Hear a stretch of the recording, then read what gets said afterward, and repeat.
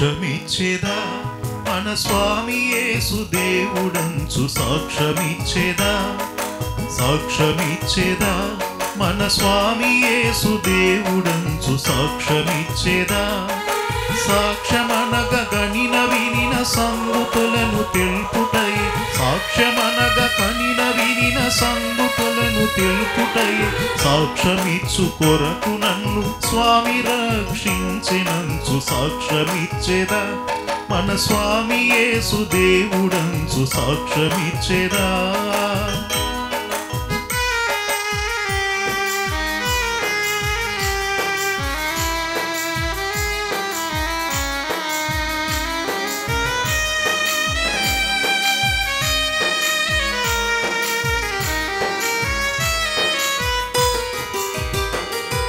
దిక్కుదెసయులేని నన్ను దేవుడెంతో కనికరించి దిక్కుదెసయులేని నన్ను దేవుడెంతో కనికరించి మక్కువతో నాకు నెట్లు మనశ్శాంతినిచ్చినాడు సాక్ష్యమిచ్చేదా మన స్వామి యేసు దేవుడంచు సాక్ష్యమిచ్చేదా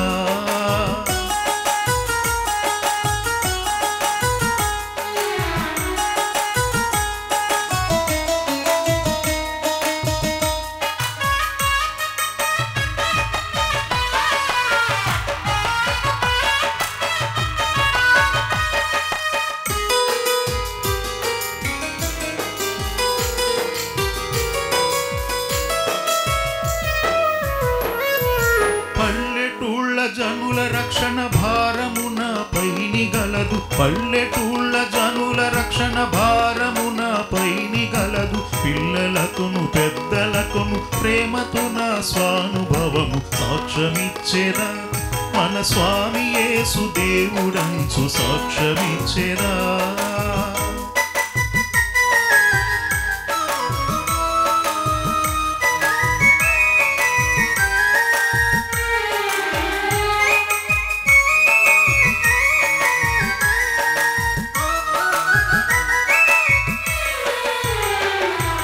బోధ చేయలేను వాదములకు బోను నాకదేల బోధ చేయలేను వాదములకు బోను నాకదేల నాదుడేసు ప్రభును గూర్చి నాకు తెలిసినంత వరకు సాక్ష్యమిచ్చేదా మన స్వామి యేసు దేవుడనుచు సాక్ష్యమిచ్చేదా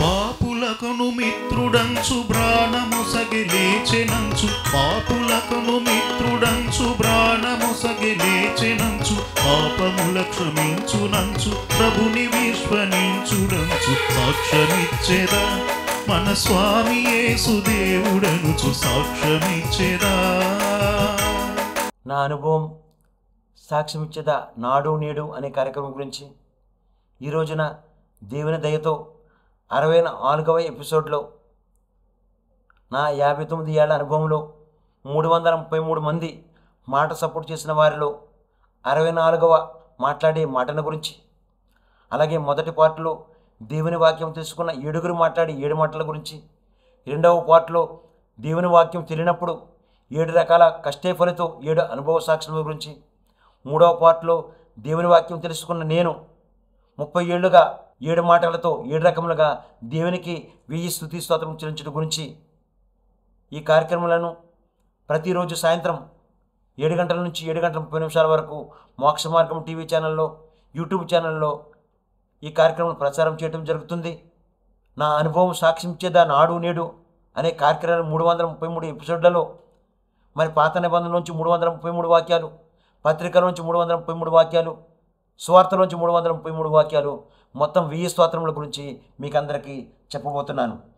ముందుగా మొదటి పార్టులో 7గురు మాట్లాడే 7 మాటలలో మొదటి మాట 1965లో ఉండే నిరుపేదల గురించి నాడు నేడు నా అనుభవ సాక్ష్యం ఏమిటంటే అన్ని కులాలలో అన్ని మతాలలో ఉన్నటువంటి నిరుపేదలైన వారు ప్రతిరోజు కూడా మరి డైలీ కూలి పనుల నిమిత్తమై ప్రతిరోజు కూడా ఇటుకలు చేయటం కానీ ఇటుకలు కాల్చటం కానీ ఇటుకలు అనేక మందికి 2 ఎడ్ల బండ్లపైన మరి అమ్మటానికి తీసుకెళ్లే అటువంటి పనులు ఆ రోజుల్లో నిరుపేదలైన వారు అటువంటి పనులు చేసేవారు. నిరుపేదల గురించి నేడు నా అనుభవ సాక్ష్యం ఏమిటంటే నిరుపేదల వారసులుగా పట్టణాలలో ఫారిన్ కంట్రీస్లో ఉంటున్నారు. అన్ని మతాల వారికి అన్ని కులాల వారికి ఇటువంటి చిన్న చిన్న పనులు చేసుకున్న వారికి ప్రభుత్వ పథకాలు వస్తున్నాయి. అనేక రకాలుగా మాట సపోర్ట్ చేసేవారు ఉన్నారు. అనేక రకాలుగా మరి ఫారిన్ కంట్రీస్కి పంపించేవారు, అనేక రకాలుగా ఆర్థికంగా సపోర్ట్ చేసేవారు. అటువంటి వారిని మనం ఎప్పటికీ మర్చిపోకుండా వారందరికీ కూడా మనందరము కృతజ్ఞతలు చెల్లించాలి.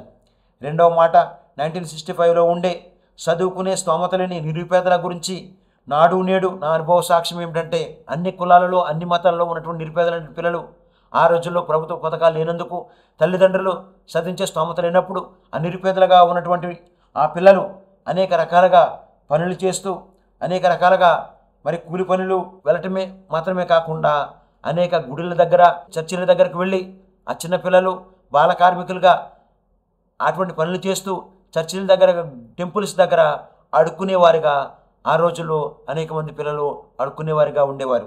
నిరుపేదల గురించి సాక్ష్యం ఏమిటంటే నిరుపేదల పిల్లలు చదువుకోవటానికి ప్రభుత్వ పథకాలు వస్తున్నాయి. అలాగే ఆ పిల్లలు చదివించడానికి తల్లిదండ్రుల అప్పులు కూడా చేసి మంచి ఫీజులు కట్టి మంచి మంచి స్కూల్లో చదివిస్తున్నారు. అలాగే ఫారిన్ కంట్రీస్కి వెళ్ళడానికి కూడా తల్లిదండ్రులు బ్యాంకుల్లో లోన్లు తీసుకుని ఈఎంఐ కట్టేలాగా లోన్ తీసుకుని కూతురైతేనేమి కొడుకునైతేనేమి మరి ఫారిన్ కంట్రీస్కి పంపించే అటువంటి తల్లిదండ్రులకి మనం ఎప్పుడూ కూడా కృతజ్ఞతలు చెల్లించాలి. మూడవ మాట 1965లో ఉండే వృద్ధుల గురించి నాడు నేడు నా అనుభవ సాక్ష్యం ఏమిటంటే మరి వృద్ధులు వికలాంగులు విధవరాండ్రులు అన్ని మతాలలో అన్ని కులాలలో ఉండే అటువంటి వారు ఆ రోజుల్లో ప్రభుత్వ పథకాలు లేనప్పుడు మరి ఆ కుటుంబంలో ఉన్నటువంటి రెండవ వదినగా ఉన్నటువంటి ఆమె వృద్ధులను వికలాంగులను విధవరాండ్రులను మంచిగా భోజనం పెట్టకుండా అసహించుకుంటూ నీచంగా చూస్తూ మరి అనేక రకాలుగా వాళ్ళని హింసించి బాధపెట్టి అనాథాశ్రమంలో పెట్టేవారు. మరి 2024లో ఉండే వృద్ధుల గురించి నా అనుభవ సాక్ష్యం ఏమిటంటే అన్ని మతాలలో అన్ని కులాలలో ఉండే వృద్ధులకు వికలాంగులకు విధవరాండ్రులకు ప్రభుత్వ పథకాలు వస్తున్నాయి, పెన్షన్లు వస్తున్నాయి. అటువంటి వారి ద్వారా ఆ కుటుంబంలో ఉన్నటువంటి రెండవ వదినగా ఉన్నటువంటి ఆమె ఇంతకుముందు అన్నదాశ్రమంలో పెట్టిన ఆమె ఇప్పుడు వారందరినీ ఇంటిలోనే పెట్టుకొని మంచి భోజనం పెట్టి మంచి వసతి కల్పించి మంచి బట్టలు వేసి వారందరినీ ప్రేమగా చూస్తున్నారంటే కారణం వారికి పెన్షన్లు వస్తున్నాయి కాబట్టి ప్రభుత్వ పథకాలు వస్తున్నాయి కాబట్టి అటువంటి ప్రేమగా చూస్తున్నటువంటి ఆ రెండవ వదినగా ఉన్నటువంటి ఆమెకు నేను ఇప్పుడు నా ప్రత్యేకమైన కృతజ్ఞతలు తెలియజేస్తున్నాను. మరి నాలుగవ మాట 1965లో ఉండే పుట్టుక క్రైస్తవుల గురించి నాడు నేడు నా అనుభవ సాక్ష్యం ఏమిటంటే పుట్టుక క్రైస్తవులుగా వారానికి ఒక్కసారే మరి సంఘానికి వెళ్ళి వస్తున్నప్పుడు మరి దేవుణ్ణి స్తుతించి మహింపరిచి గణపరిచి వాక్యాన్ని విని వారు వస్తున్నప్పుడు మరి వారు వేసుకున్న బట్టలను చూసి వారు వేసుకున్న బట్టలను గుర్తించి వీరు సంఘానికి వెళ్ళొస్తున్నారు అని ఆ రోజుల్లో గుర్తించేవారు. మరి మిగిలిన రోజుల్లో వారు అనేక రకాలైన కూలి పనులకి వెళుతూ అనేక రకాలైన చెరక తోటల పనికి కానీ తాపమేస్తలు కానీ కార్పెంటర్లు కానీ అనేక రకాలైన డైలీ కూలి పనులకు వెళ్ళి అటువంటి కూలి పనులు చేసేవారు. మరి 2024లో ఉండే పుట్టుక క్రైస్తవుల వారసుల గురించి నేడు నా అనుభవ సాక్ష్యం ఏమిటంటే మరి పట్టణాలలో ఫారిన్ కంట్రీస్లో మంచి ఉద్యోగాలు చేస్తున్నారు. వారసులుగా ఉన్నటువంటి వారు పెద్ద పెద్ద బిల్డింగ్స్లో ఉంటున్నారు. అంటే కారణం పుట్టుక క్రైస్తవులుగా ఉన్నటువంటి వారు ఆ రోజుల్లో కష్టపడి మనల్ని చదివించడం గురించి ఫీజులు కట్టి మరి కష్టపడి చదివించడం గురించే ఈరోజు ఈ స్థాయిలో ఉన్నాం. అంతే మాత్రమే కాకుండా వారు చేసిన పుట్టుక క్రైస్తవులుగా చేసినటువంటి వారు చేసిన గొప్ప ప్రార్థన ఫలితంగానే ఈ రోజున మనం ఈ స్థానంలో ఉన్నామంటే అటువంటి ప్రార్థన చేసినటువంటి పూర్వీకులైన తాత అమ్మమ్మలకు నాయనమ్మలకు తల్లిదండ్రులకు మనం ఎప్పుడు కూడా కృతజ్ఞతలు చెల్లించేవారుగా మనం ఉండాలి. మరి ఐదవ మాట 1965లో ఉండే పాస్టర్ల గురించి నాడు నేడు నా అనుభవ సాక్ష్యం ఏమిటంటే మరి పాస్టర్లు పేదరికంలో ఉంటూ సరైన భోజనం లేక సరైన బట్టలు లేక నడుచుకుంటూ ఎన్ని కిలోమీటర్లను నడుచుకుంటూ వెళ్ళి అనేక పల్లెటూర్లలో ఇంటింటికి వెళ్ళి స్వార్థ సేవ చేసి అటువంటి పేదరికంలో ఉంటూ వారికి పుట్టిన పిల్లలకి మరి పెళ్ళిళ్ళు చేసే అటువంటి స్తోమత ఉండేది కాదు. ఆ పిల్లలకి కడుపు నిండా భోజనం పెట్టే అటువంటి స్తోమత ఉండేది కాదు. వారు మంచి బట్టలు వేసుకునే అటువంటి స్తోమతని లేనప్పటికీ మరి దేవుని వాక్యం అందించడంలో అనేక చోట్లకు తిరిగి తిరిగి దేవుని వాక్యం అందించినటువంటి అటువంటి గొప్ప మరి పాస్టర్లకు నా ప్రత్యేకమైన కృతజ్ఞత తెలియజేస్తున్నాను. మరి నేడు 2024లో పాస్టర్ల వారసుల గురించి నా అనుభవ సాక్ష్యం ఏమిటంటే, మరి మొదటి రకం పాస్టర్లు చూసినట్లయితే వారసుల పట్టణాలలో ఫారిన్ కంట్రీస్లో పెద్ద పెద్ద చర్చిలు కట్టుచున్నారు, పెద్ద పెద్ద ఫంక్షన్ హాల్లో మరి లైవ్ ప్రోగ్రాం ద్వారా అనేకులకు వాక్యాన్ని అందిస్తున్నారు. అంతే మాత్రమే కాకుండా ఆ దైవ సేవకురాలుగా మరి కోటేశ్వరులుగా ఆశీర్వదించబడి ఆ సంఘానికి వచ్చిన వారందరికీ కూడా భోజనం పెట్టి పేదరికంలో ఉన్నటువంటి వారికి అనేక మంది సహాయం చేసే దైవ సేవకులుగా మొదటి రకం పాస్టర్లు ఉండటం మనం చూస్తున్నాం.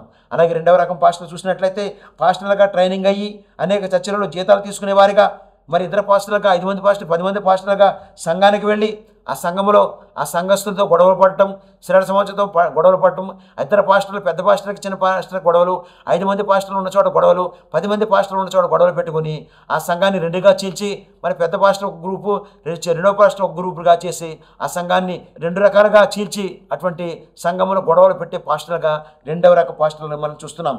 మూడో రకం పాస్టర్లు చూసినట్టయితే మరి పల్లెటూరులలో కానీ పట్టణాల్లో కానీ ఫారిన్ కంట్రీలో కానీ ఇలా వాక్యం చెప్పే పాస్టర్లు కాదు, మరి జైలులో మరి ఖైదీలకు వాక్యం చెప్పేవారిగా మరి కొండలలో లోయలలో అనేక అడవులలో గిరిజన ప్రాంతాలకు నడుచుకుంటూ వెళ్ళి సైకిల్ కూడా వెళ్ళలేని చోటకు నడుచుకుంటూ వెళ్ళి నిరుపేదలుగా ఉన్నటువంటి ఆ గిరిజనులకు మరి చదువులేని వారికి ఆ వాక్యాన్ని అందించి వారిని వాక్యం వైపు తిప్పి అటువంటి మరి అనేక మందికి వాక్యాన్ని బోధించి అనేక మంది మార్పు చెందేలాగా వాక్యాన్ని బోధించుతున్నటువంటి అటువంటి దైవ సేవకురాలకు నా ప్రత్యేకమైన కృతజ్ఞతలు తెలియజేస్తున్నాను. మరి ఆరో మాట 1965లో ఉండే సంఘస్థులను గురించి నాడు నేడు నా అనుభవ సాక్ష్యం ఏమిటంటే, నాడు సంఘంలో ఉండే ట్రెజరర్గా, సంఘ పెద్దలుగా, స్త్రీల సమాజముగా, యవనస్తులుగా, సంఘ కుటుంబాలుగా అందరూ కలిసికట్టుగా సంఘ పరిచర్యలో పాలిభాగస్తులుగా దేవునికి భయపడి ఆ రోజుల్లో సంఘ పరిచర్యలు చేసేవారు. మరి నేడు 2024లో ఉండే సంఘస్థుల గురించి నా అనుభవ సాక్ష్యం ఏమిటంటే, మరి మొదటి రకం సంఘ పరిచర్య చూసినట్లయితే ట్రెజరర్గా సంఘములో మంచి పేరు ప్రఖ్యాతి గల వారిగా సంఘములో అందరికీ కనిపిస్తారు. కానీ వారింటిలో మాత్రం కోడల్ని బాధపెట్టడం, కూతుర్ని కొడుకుని బాధపెట్టడం, భార్యని బాధపెట్టడం, మనవరాలను బాధపెట్టడం, వియంకుల్ని విపరాలను బాధపెట్టే అటువంటి బుద్ధిని మరి దేవుడు తీసివేసి వారి మంచి బుద్ధితో అనేక మందితో మరి ప్రేమగా మాట్లాడే అటువంటి మంచి బుద్ధి వారికి రావాలని మీరు నేను కలిసి ఇప్పుడే వారందరి కొరకు ప్రార్థన చేద్దాం. రెండవ రకం సంఘ పరిచర్య చూసినట్లయితే సంఘంలో పీసీ సంఘ పెద్దలుగా సంఘంలో మంచి పేరు ప్రఖ్యాతి గలవారిగా సంఘంలో అందరికీ కనిపిస్తారు. కానీ వారి ఇంటిలో మాత్రం తల్లిని తండ్రి బాధపెట్టడం, అన్న చెల్లెలను బాధపెట్టడం, వదిన ఆడబడుచుని బాధపెట్టడం, మరి వియంకుడిని విపరాలను బాధపెట్టడం, తోడుకాళ్ళని బాధపెట్టడం, అలాగే అన్న తమ్ముడిని అక్క చెల్లుల్ని అందరినీ కూడా బాధపెట్టే అటువంటి బుద్ధిని వారికి తీసివేసి మంచి బుద్ధి ఇచ్చి అందరితో ప్రేమగా మాట్లాడే అటువంటి బుద్ధి అటువంటి మనసు వారికి రావాలని మీరు నేను కలిసి మనందరం కలిసి అటువంటి బుద్ధి ఉన్న వారి కొరకు ప్రార్థన చేద్దాం. మూడవ రకం సంఘ పరిచర్య చూసినట్లయితే స్త్రీల సమాజముగా, ట్రెజరర్గా, ప్రెసిడెంట్గా మంచి పేరు ప్రఖ్యాతి గలవారిగా, పెద్ద ప్రార్థనా పరురాలుగా, పెద్ద భక్తి పరురాలుగా సంఘములో అందరికీ కనిపిస్తారు. కానీ వారింటిలో మాత్రం కోడల్ని బాధపెట్టడం, కొడుకుని బాధపెట్టడం, అల్లుడిని బాధపెట్టడం, కూతురిని బాధపెట్టడం, కూతురి పిల్లల్ని ఒక రకంగా చూడటం, కొడుకు పిల్లల్ని ఒక రకంగా చూడటం, మనవళ్ళని బాధపెట్టడం అటువంటి బుద్ధి ఉన్న వాళ్లకు ఆ బుద్ధిని దేవుడు తీసివేసి మంచి బుద్ధిని ఇచ్చి మంచి మనసుతో అందరితో ప్రేమగా మాట్లాడే ఆ శ్రేణ సమాజం ఉన్న వారి అందరికీ మంచి బుద్ధి కలగాలని, మంచి బుద్ధి దేవుడు దయచేయాలని మీరు నేను కలిసి అందరం ప్రార్థన చేద్దాం. నాలుగో రకం సంఘ పరిచర్య చూసినట్లయితే సండే స్కూల్లో యూత్ వారికి టీచర్స్గా పాట పాడటంలో, వాక్యం చదవటంలో సంఘంలో అందరికీ మంచిగా కనిపిస్తారు. కానీ వారింటిలో మాత్రం భర్తను బాధపెట్టడం, మరి కొడుకును బాధపెట్టడం, కూతురిని బాధపెట్టడం, శ్రేణ సమాజంలో ఉన్న అందరితో గొడవలు పెట్టుకోవటం, సంఘస్థులతో అందరితో గొడవలు పెట్టుకోవటం, అందరినీ బాధపెట్టడం, పాస్టర్లతో మాట్లాడి వారిని బాధపెట్టడం, ఇటువంటి మరి బాధపెట్టే అటువంటి బుద్ధి వారికి తీసివేసి మంచి బుద్ధి దేవుడిచ్చి అనేక రకాలుగా అందరితో సంతోషంతో సమాధానంగా మాట్లాడే మనసు వారికి కలగాలని మీరు నేను కలిసి ప్రార్థన చేద్దాం. మరి 7వ మాట చూసినట్లయితే 1965లో క్రైస్తవ కుటుంబాల గురించి నాడు నేడు నా అనుభవ సాక్ష్యం ఏమిటంటే, ఆ రోజుల్లో క్రైస్తవ కుటుంబాలు కుటుంబ సమేతంగా దేవుని సన్నిధికి ఒక ఆదివారమే దేవుని సంఘానికి వెళ్ళి కుటుంబ సమేతంగా దేవుని స్తుతించి మహింపరిచి గణపరిచి ఆరాధించి ఆ కుటుంబంలో అందరూ కూడా సంతోషంతో సమాధానంతో అందరూ కలిసిమెలిసి ఆ రోజుల్లో ఉండేవారు.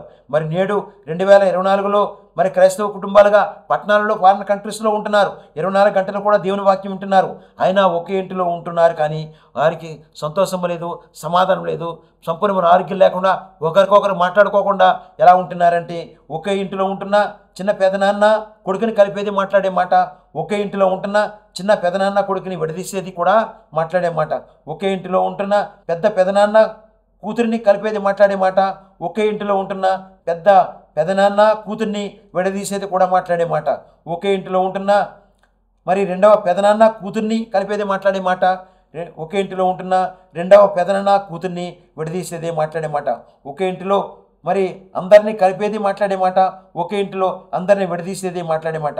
అందుకే ప్రియ సహోదరి సహోదరుడా, మీ ఇంట్లో మీకు సంతోషం సమాధానము అందరూ కూడా కలిసిమెలిసిగా ఉండాలంటే మీరు చేయవలసింది మీ నోటిని అదుపు చేయండి, మీ మాటను పొదుపు చేయండి, మీకున్న బుద్ధిని తీసివేసి మరి రక్షణ పొందండి అంటే బాగోదు. కాబట్టి మీకున్న అటువంటి బుద్ధి, అందరినీ బాధపెట్టే బుద్ధిని మీరు తీసివేసి మంచి బుద్ధితో అందరితో సంతోషంతో సమాధానంతో సంపూర్ణమైన ఆరోగ్యంతో మీరే ఉంటారని నా అనుభవంతో సాక్ష్యం ఇస్తున్నాను. ఇప్పుడు ఒక స్తుతిగీతం విందాం. స్తుతిగీతం విన్న తర్వాత రెండవ పార్ట్లో దేవుని వాక్యం తెలియనప్పుడు 7 రకాల కష్టఫల గురించి, 7 అనుభవ సాక్ష్యముల గురించి, అలాగే మూడవ పార్ట్లో దేవుని వాక్యం తెలుసుకున్న నేను 30 ఏళ్లుగా 7 మాటలతో 7 రకములుగా దేవునికి 1000 స్తుతి స్తోత్రం చెల్లించడం గురించి మీ అందరికీ ఇప్పుడు చెప్పబోతున్నాను. స్తోత్రం చెల్లింతుము, స్తుతి స్తోత్రం చెల్లింతుము, స్తోత్రం చెల్లింతుము, స్తుతి స్తోత్రం చెల్లింతుము. యేసునాథుని మేలులు తలంచి, యేసునాథుని మేలులు తలంచి స్తోత్రం చెల్లింతుము, స్తుతి స్తోత్రం చెల్లింతుము.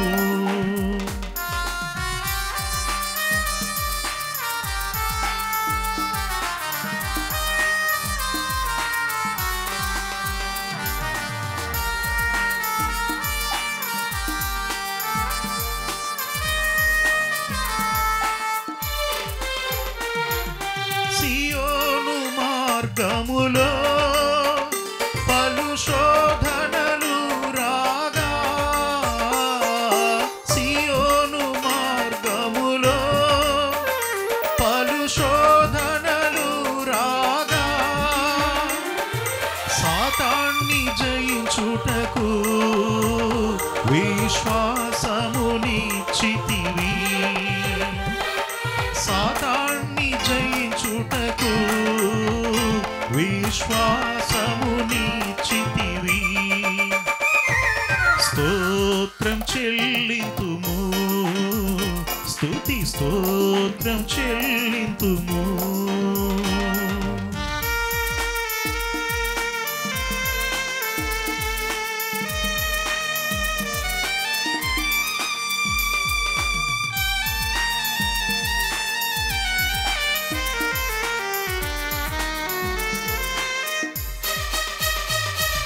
సిలువను మోసుకొని సువార్తను చేపట్టి,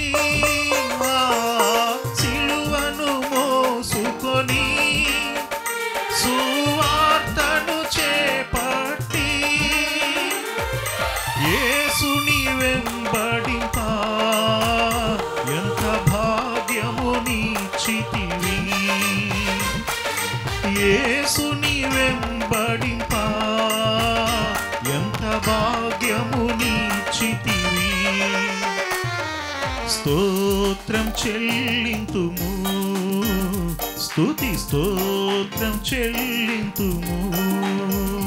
రెండవ పార్ట్లో దేవుని వాక్యం తీరినప్పుడు 7 రకాల కష్టఫల గురించి 7 అనుభవ సాక్ష్యములు ఏమిటంటే, మొదటి అనుభవ సాక్ష్యం 1965 నుండి 2024 వరకు నా 59 ఏళ్ల అనుభవంలో 333 మంది మనుషులు సపోర్ట్ చేసిన వారిలో 64వ మాటను మాట్లాడిన వారు కృష్ణంరాజు గారు. బోర్డు స్కూల్ మాస్టర్గా ఆ రోజుల్లో చదువు నేర్పినటువంటి అటు మాట సపోర్ట్ చేసినటువంటి ఆ కృష్ణంరాజు గారికి నా ప్రత్యేకమైన కృతజ్ఞత తెలియజేస్తున్నాను. అంతే మాత్రం కాకుండా ప్రభునందు నిద్రించినటువంటి పూర్వీకులైనటువంటి వారికి మరి పాదాభివందనాలు తెలియజేస్తున్నాను. రెండవ నా అనుభవ సాక్ష్యం 1987లో నాడు నా పరిస్థితి ఏమిటంటే దేవుని వాక్యం తెలియనప్పుడు హైదరాబాద్లో నిరుద్యోగ సమస్యతో తిండి లేక, ఉండటానికి రూము లేక, వంట చేయడానికి సామాన్యులు లేక, తిరిగి వెళ్ళటానికి కూడా సాధ్యం లేక, అటువంటి 6 నెలలుగా భోజనం లేక అనేక రకాలుగా బాధపడిన పరిస్థితి ఆ రోజుల్లో నాకు ఉండేది. మరి మూడవ అనుభవ సాక్ష్యం చూసినట్లయితే 1988లో నాడు ఏమిటంటే దేవుని వాక్యం తెలియనప్పుడు హైదరాబాద్లో ఆర్థిక సమస్యలతో మరి బాధపడినప్పుడు అనేక రకాలుగా వడ్డీలకి తీసుకుని అప్పులు చేసి బంగారాలు తాకటి పెట్టి ఆర్థిక సమస్యలతో ఆ రోజుల్లో నేను బాధపడటం జరిగింది. నాలుగవ అనుభవ సాక్ష్యం చూసినట్లయితే 1999లో నాడు ఏమిటంటే దేవుని వాక్యం తెలియనప్పుడు హైదరాబాద్లో 12 చోట్ల రూములు అద్దెకి తీసుకుని ఉండే పరిస్థితి ఆ రోజుల్లో ఉండేది. ఎక్కడైతే మరి తక్కువ అద్దెకు ఈ రూములు దొరుకుతాయో అని అనేక చోట్లకు తిరిగి అలాగే 12 చోట్ల మరి అద్దెకు 110 రూపాయల నుంచి 200 నుంచి 250 నుంచి 300 నుంచి 400 నుంచి 600 నుంచి అలాగా మరి రూము కిరాయిలు మరి పెరుగుకుంటూ అనేక రూములో ఉండటం అటువంటి ఆ రోజుల్లో అటువంటి పరిస్థితి నాకు ఉండేది. మరి ఐదవ అనుభవ సాక్ష్యం 1990లో నాడు నా పరిస్థితి ఏమిటంటే దేవుని వాక్యం తెలియనప్పుడు హైదరాబాద్లో మార్బుల్ గ్రనైట్ టైల్స్ పని వెళ్ళినప్పుడు అనేక మంది పనులు నేర్పడానికి నన్ను తీసుకెళ్ళినప్పుడు మరి నాకంటే సీనియర్ మేస్త్రులు అనేక రకాలుగా నన్ను ప్రతిరోజు కూడా ర్యాగింగ్ చేసేవారు. వాళ్ళకంటే పని నేను మంచిగా నేర్చుకుంటానని, వారికంటే ఎక్కువ కూర నాకు ఇస్తారని, మరి వారు నేను తీసుకెళ్ళిన అన్నం బాక్సు నాకంటే ముందుగా మధ్యాహ్నం అందరికంటే ముందుగా ఆ బాక్సులో అన్నమంతా తినేసి ఆ బాక్సు మూత తీసి ఆ బాక్సులో ఇసుక, సిమెంటు, కంకర, మార్బుల్ ముక్కలు, టైల్స్ ముక్కలు అనేక రకాలైన అసభ్యకరమైనవి కూడా మరి కుక్క లెటర్ని, పేడను అనేక రకాలైనవి ఆ బాక్సులో పెట్టి ఉంచేవారు. నేను ఆకలితో వెళ్ళి భోజనం చేద్దామని మరి భోజనము మరి మూత తీసేసరికి అవన్నీ కూడా ఆ బాక్సులో పెట్టి ఉండేవి. ఇలా ఈ రీతిగా వారిని ఏమనకుండా మరి ఆ పూటంతా పస్తూ ఉండి పనులు చేసుకుంటూ ఆ పని నేర్చుకోవడం జరిగింది. అలాగా ఎప్పుడైతే భోజనం లేకుండా ఉంటున్నానో మరి నాకు అనేక రకాలైన 7 రకాలైన అనారోగ్యాలు రావటం నాకు జరిగింది. ఆరవ అనుభవ సాక్ష్యం చూసినట్లయితే 1994లో మరి నా పరిస్థితి ఏమిటంటే దేవుని వాక్యం తెలియనప్పుడు హైదరాబాద్లో 7 రకాలైన అనారోగ్యాలతో నేను బాధపడిన పరిస్థితి మరి ఉండటము.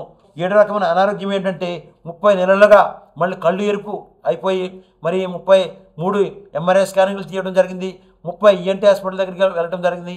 30 ENT డాక్టర్ల దగ్గరికి వెళ్ళి మరి 30 కంటి పరీక్షలు చేయించుకోవడం, 30 రక్త పరీక్షలు చేయటం, అలాగే 30 రకాలుగా కంటిలో డ్రాప్స్ వేసుకోవటం, ఇలా ఈ రీతిగా అనేక రకాలుగా అనారోగ్యాలతో ఆ రోజుల్లో నేను బాధపడటం జరిగింది. ఎప్పుడైతే నేను ఈ రకంగా బాధపడుతున్నానో 7వ అనుభవ సాక్ష్యం 1994లో నా పరిస్థితి ఏమిటంటే మరి దేవుని దర్శనము, దేవుని స్వస్థత, మరి సిలువపై యేసుక్రీస్తు మాట్లాడిన 7 మాటలు దర్శనం ద్వారా స్వస్థత పొందుకున్న నేను మొదటిగా యేసుక్రీస్తు మాట్లాడిన 7 మాటల కంటే ముందుగా 150 కేజీల బరువు గల సిలువను, రెండవదిగా 15 అడుగుల ఎత్తుగల సిలువను, మూడవదిగా 8 అడుగుల వెడల్పు గల సిలువను, నాలుగవదిగా 350 మంది సైనికులతో, ఐదవదిగా 50 గుర్రపు రౌతులతో, ఆరవదిగా 3 సార్లు క్రిందకి పడిపోవటం, ఏడవదిగా 5480 శరీరంపై గాయములతో, ఎనిమిదవదిగా 17 తలలో లోతైన గాయములతో, తొమ్మిదవదిగా 17 గంటల పాటు నీరు లేకుండా, 10వదిగా 150 వీపైన గాయములతో, 11వదిగా 6.5 లీటర్లు రక్తం చిందించి, 12వదిగా సిలువపై మాట్లాడిన 7 మాటలలో 7వ మాట ఏమిటంటే లూకాసు వార్త 23వ అధ్యాయం 46వ వచనంలో తండ్రి నీ చేతికి నా ఆత్మను అప్పగించుకొనుచున్నాను అనే మాట మరి దర్శనం ద్వారా 7 సిలువలో మాట్లాడిన 7 మాటలు తెలుసుకున్న నేను మరి యేసుక్రీస్తుని వాక్యానుసారంగా మరి నేను రక్షణ పొందిన నేను వాక్యానుసారంగా దేవుణ్ణి వాక్యం నమ్ముకున్న నేను మరి 3వ పార్ట్లో 30 ఏళ్ళుగా మరి 7 మాటలతో 7 రకములుగా దేవుని స్తుతించడం గురించి నా అనుభవ సాక్ష్యం ఏమిటంటే మొదటి మాటతో దేవునికి ప్రతి ఉదయం స్తుతించడం కొరకు పాత నిబంధనల గ్రంథములోంచి 39 గ్రంథములో నుండి 333 స్తుతించే వాక్యములలో 64వ స్తోత్రం యెషయా గ్రంథము 7వ అధ్యాయం 14వ వచనంలో ఇమ్మానుయేలు దేవా మీకే స్తుతి స్తోత్రం చెందుమని ప్రతి ఉదయం స్తుతించడం ద్వారా మన కుటుంబంలో సంతోషం కలుగుతుందని నా అనుభవ సాక్ష్యం ఇస్తున్నాను. రెండవ మాటతో దేవునికి ప్రతి మధ్యాహ్నం మహిమపరచుట కొరకు పత్రిక పాఠ్యంలోంచి 23 గ్రంథముల నుండి 333 స్తుతించే వాక్యంలో 64వ స్తోత్రము. 2వ కొరింథీయులకు రాసిన పత్రిక 1వ అధ్యాయం 3వ వచనంలో కనికరం చూపు తండ్రివైన దేవా మీకే స్తుతి స్తోత్రం చెందుమని ప్రతి మధ్యాహ్నం మహిమపరచడం ద్వారా మన కుటుంబంలో సమాధానం కలుగుతుందని నా అనుభవ సాక్ష్యం ఇస్తున్నాను. మరి 3వ మాటతో దేవునికి ప్రతి సాయంత్రం గణపరచడం కొరకు సువార్త పాఠ్యం 4 గ్రంథముల నుండి 333 స్తుతించే వాక్యంలో 64వ స్తోత్రం చూసినట్లయితే మరి మత్తయి సువార్త 15వ అధ్యాయం 22వ వచనంలో ప్రభువా, దావీదు కుమారుడైన దేవా, మీకే స్తుతి స్తోత్రం చెల్లించమని ప్రతి సాయంత్రం గణపరచడం ద్వారా మన కుటుంబంలో సంతోషం, సమాధానము, సంపూర్ణమైన ఆరోగ్యంగా ఉంటారని మరి పాత నిబంధనలోంచి 333, పత్రికల నుంచి 333, లోకాలోంచి సువార్త పాఠ్యం నుంచి 333 వాక్యాలతో దేవుని స్తుతించడం ద్వారా దేవుడు నన్ను అంచెలంచెలుగా ఎలా ఆశీర్వదించాడు అనేది మీకు ముందుగా చెప్పబోతున్నాను. మరి 4వ మాటతో దేవునికి ప్రతి పరిశుద్ధ దినమున కృతజ్ఞతా కానుక ఇచ్చడం గురించి నా అనుభవ సాక్ష్యం ఏమిటంటే, ప్రతిరోజు ఎవరైతే కూలి పనులకు వెళ్తున్నారో, ప్రతిరోజు చిన్న చిన్న వ్యాపారాలు చేసుకుంటున్నారో, వారం ఎవరికైతే కూలి పనులు మరి వస్తున్నాయో అటువంటి వారు ప్రతి ఆదివారం దేవునికి దశభాగం ఇవ్వండి. అంతే వారం అయ్యే ఖర్చుల నుంచి కూడా దేవునికి దశభాగం ఇవ్వండి. నెల జీతం తీసుకునేవారు దేవునికి దశభాగం ఇవ్వండి. ప్రతి నెల ఇంటికి అయ్యే ఖర్చుల నుంచి దేవునికి దశభాగం ఇవ్వండి.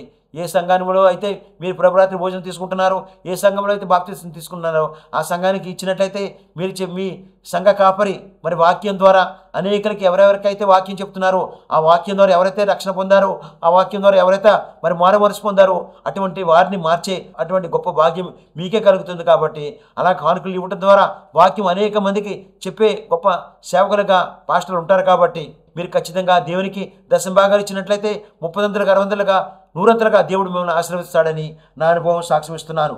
మరి 5వ మాటతో దేవునికి ప్రతిరోజు కృతజ్ఞత మరి స్తుతించడం గురించి నా అనుభవ సాక్ష్యం ఏమిటంటే, క్రైస్తవ కుటుంబాలుగా ప్రతిరోజు మనం స్లీపింగ్ చేసే ముందు ప్రతి ఒక్కరొకరికి ప్రార్థన చేయాలి. ఎవరైతే మరి అన్ని కులాలలో, అన్ని మతాలలో, అన్ని కుటుంబాల్లో ఉన్న ప్రతి ఒక్కరిని దేవుడు కాసి కాపాడేందుకు, అనేక మంది ప్రయాణ మార్గాలు తోడుగా నడిపించినందుకు, మరి ప్రభుత్వ అధికారులు మంచి పరిపాలించేలాగా ప్రతి ఒక్కరి కొరకు మీరు నేను కలిసి ప్రతిరోజు కూడా కృతజ్ఞతాస్తుతి చెల్లించినట్లయితే దేవుడు మన కుటుంబంలో అద్భుత ఆశ్చర్య కార్యాలు చేస్తాడని నా అనుభవ సాక్ష్యం ఇస్తున్నాను. ఈ రోజున మరి నార్మల్ డెలివరీ ద్వారా ఆడబిడ్డకు మగబిడ్డ కళలు ఇచ్చిన కాలు పిల్లలు పుట్టినందుకు, అలాగే మరి పుట్టినరోజులు పెళ్లిరోజు జరుపుకుంటున్న వారి కొరకు, అనేక మంది మరి సంపూర్ణ స్వస్థ పొందుకుని ఇంటికి వచ్చిన వారి కొరకు, అలాగే ప్రధానమంత్రి, ముఖ్యమంత్రులు, ప్రభుత్వ అధికారులు, ఐఎస్ఐ IPS అధికారుల కొరకు, అలాగే జడ్జీలు, లాయర్ల కొరకు, డాక్టర్లు, నర్సుల కొరకు, పోలీసు అధికారుల కొరకు, ప్రభుత్వ అధికారుల కొరకు అందరి కుటుంబాలని దేవుడు కాసి కాపాడినందుకు మనమే దేవునికి కృతజ్ఞత స్తుతి చెల్లించేవారిగా మనం ఉన్నట్టయితే దేవుడు మన కుటుంబంలో అద్భుత కార్యాలు చేస్తాడని నా అనుభవ సాక్ష్యం ఇస్తున్నాను. 6వ మాటతో దేవునికి ప్రతిరోజు సాక్ష్యంతో స్తుతించడం గురించి నా అనుభవ సాక్ష్యం ఏమిటంటే, 64వ ఎపిసోడ్లో 64వ మాటల గురించి, 64వ స్తుతించడం గురించి, 64వ మహింపరచడం గురించి, 64వ కనపరచడం గురించి, 64వ కృతజ్ఞత కానుకల గురించి, 64వ కృతజ్ఞత స్తుతించడం గురించి, 64వ సాక్ష్యంతో స్తుతించడం గురించి, 64వ వేకువజామున విజ్ఞాపన ప్రార్థన గురించి, 64వ కలిపే మాట గురించి, విడదీసే మాట గురించి ఈరోజు చెప్పే భాగ్యం దేవుడు దయచేసినందుకు దేవునికి స్తుతి స్తోత్రం చెల్లించుతున్నాను. మరి 7వ మాటతో దేవునికి ప్రతిరోజు వేకువజామున విజ్ఞాపన ప్రార్థన చేయడం గురించి మరి అంశాలు ఏమిటంటే, ఎవరికైతే వివాహాలు జరగకుండా మరి తల్లిదండ్రులు, ఒక కూతురు, 2 కూతురు, 3 కూతుర్లు ఉన్న ఆ ఇంట్లో తల్లిదండ్రులుగా బాధపడుతున్నారు. ఎవరి ఇంట్లో అయితే కొడుకుగా ఉండి తలంటి ఊడిపోయి మరి పొట్టుగా ఉన్నందుకు, నల్లగా ఉన్నందుకు, లావు అవుతున్నందుకు, ఈజు పెరిగిపోతున్నందుకు మరి పెళ్ళిళ్ళు కావట్లేదని ఎవరైతే తల్లిదండ్రులు బాధతో పడుతున్నారో అటువంటి కుటుంబాల్లో మరి సంతోష కార్యాలు, శుభకార్యాలు జరగాలని, ఎవరైతే ఉద్యోగం రాక బాధపడుతున్నారో, ఎవరైతే వీసా రాక బాధపడుతున్నారో, ఎవరైతే పేరు రాక బాధపడుతున్నారో, ఎవరైతే గర్భవరం లేక బాధపడుతున్నారో, అనేక మంది అప్పుల సమస్యలతో బాధపడుతున్నారో వారందరి కొరకు మీరు నేను కలిసి ప్రార్థన చేద్దాం. మహాపరిశుద్ధుడు, ప్రేమ కలిగిన మా ప్రియ పరలోకపు తండ్రి, మీ ఘనమైన ప్రశస్తమైన బంగారు పాదాలకు లెక్కలేని స్తుతి స్తోత్రాలు తెంచుకుంటున్నాను తండ్రి. ఈ రోజున ప్రభా 64వ ఎపిసోడ్ చెప్పే భాగ్యం మాకు దయచేసిన స్తోత్రాలు తెంచుకుంటున్నాను తండ్రి. ఇంకో టీవీ ద్వారా, యూట్యూబ్ ద్వారా ఈ ప్రార్థన ఎవరైతే ఏకీపిస్తున్నారో, ఏకీపించి ఏదైతే అడుగుతున్నారో అడిగినవన్నీ కూడా ఇప్పుడే మీరు దయచేసినందుకు లెక్కలేని స్తుతి స్తోత్రాలు తెంచుకుంటున్నాను తండ్రి.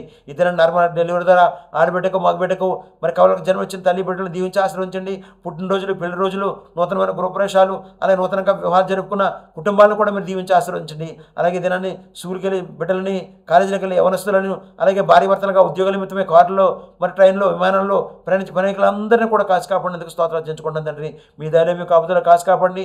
అనేక మంది హాస్పిటల్లో సంపూర్ణ స్వస్థ పొందుకుని వచ్చిన వారిని మరి సంపూర్ణ స్వస్థ అనుగ్రహించిన విధానం బట్టి స్తోత్రాలు చెంచుకుంటుందండి. అనేక మంది మెడిసిన్ ద్వారా, వారు వాడుతున్న మెడిసిన్ ద్వారా సంపూర్ణ స్వస్థ పొందుకుని సంపూర్ణమైన ఆరోగ్యవంతులుగా మిమ్మల్ని స్తుతించి మహింపరిచే, గణపరిచే కుటుంబాలుగా ప్రతి ఒక్క కుటుంబాన్ని మీరు దీవించి ఆశ్రయించి మీ దయలో మీ కాపుదలో ప్రతి ఒక్కరిని కాసి కాపాడవలసిందిగా మా ప్రభువును మీ ప్రియకముడైన యేసుక్రీస్తు నామములో ప్రార్థించి స్తుతించి వేడుకొంచున్నాను పరమ తండ్రి. Amen amen amen. దేవునికి స్తుతి స్తోత్రం చెంచున్నాను. ఈ రోజున 64వ ఎపిసోడ్ చెప్పే భాగ్యం దేవుడు దయచేసినందుకు దేవునికి స్తోత్రములు. 64వ ఎపిసోడ్ మాటలు విన్న మీ అందరికీ మరొక్కసారి నా ప్రత్యేకమైన కృతజ్ఞత తెలియజేస్తూ 64వ ఎపిసోడ్ మాటలను ముగిస్తున్నాను. Amen amen amen.